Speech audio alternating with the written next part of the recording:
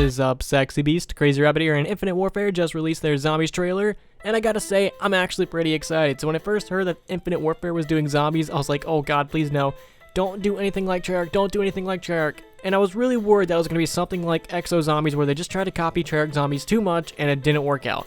And after I saw the trailer, all my worries were really kinda gone. I see where they're trying to take this and what they're trying to do with this game mode, and I really do enjoy it. They're not trying to be as serious as Treyarch zombies. They're trying to have more fun and be more silly and just make it a more enjoyable experience than Treyarch zombies. They're not trying to take itself too seriously. They're just trying to basically make it like one big joke, so that way you can just go in and have some fun and really not be too serious about it like you would with a Treyarch map. It's like when you're playing a Treyarch map, we're like, okay, let's do this Easter egg, let's figure out the storyline, let's progress through the map. I feel like in the Infinite Warfare zombies, we're gonna be like, alright, hey, let's go fucking ride this roller coaster over here and throw a boombox down and have some fun with this map.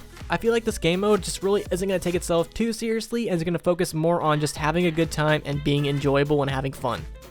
So there's a lot of things that I saw that were very interesting in this trailer, so we're just going to be going over each one and talking about it. So the first thing I noticed was the size of the map. The map is actually pretty big, and it's an 80s theme sort of map, and we're going to be in a theme park, which I think are very good combinations so far from what I'm seeing. The map looks actually really, really good, and I love the whole 80s theme. That's actually really funny, especially when we actually get to the characters, but we'll get to that here in a minute.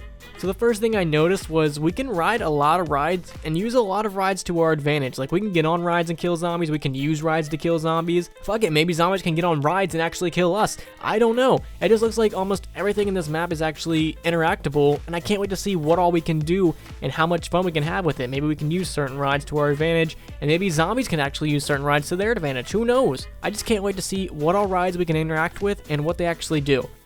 And there's a couple Treyarch features that actually are carried over into this, but they have a little twist. So first is the monkey bomb. It's actually just a boombox with some C4, and it looks like the zombies just all go towards it and start breakdancing until it explodes. That's awesome.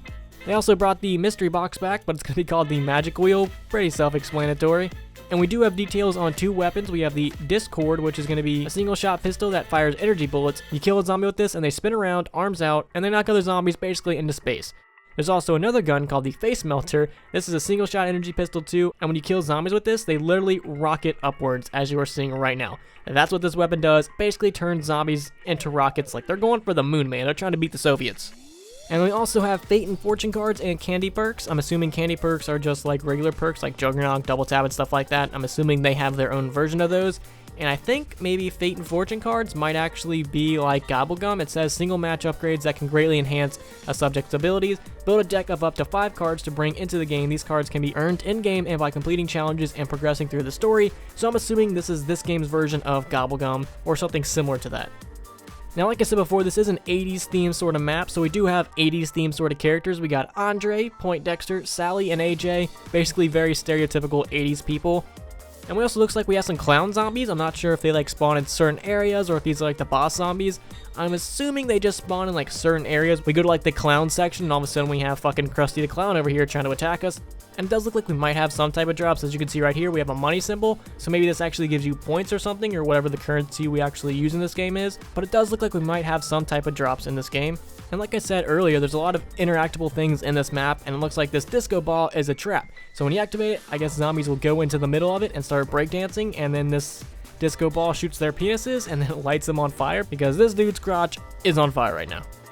And another thing that I noticed is it seems like each character might have their own melee attack. So Poindexter, he seems like he has an axe. It seems like Andre has some brass knuckles. It seems like Sally has this weird green pulse thingy. And it seems like AJ might have this weird tentacle transformation. I don't know, but each character might have their own like signature melee ability. And if they actually do that, maybe someone can actually have Takio's katana, because Treyarch sure in hell won't let us fucking have it. And also David Hasselhoff dabbing is confirmed. So far, I really do enjoy what I'm seeing with this map. It looks like it's going to be very, very interesting. And if you guys kind of want to get a feel for the 80s and like exactly what you should be expecting, go watch Hot Tub Time Machine. Basically, that is this movie. When they travel back in time, they go back to the 80s. That is this movie. You will kind of understand what's going to be going on. And I can't wait to actually play it. Hopefully it's going to be as fun as I think it will be. So I'm very curious to know, what do you guys think about it? So if you guys could, please leave a like and subscribe if you haven't already. Peace.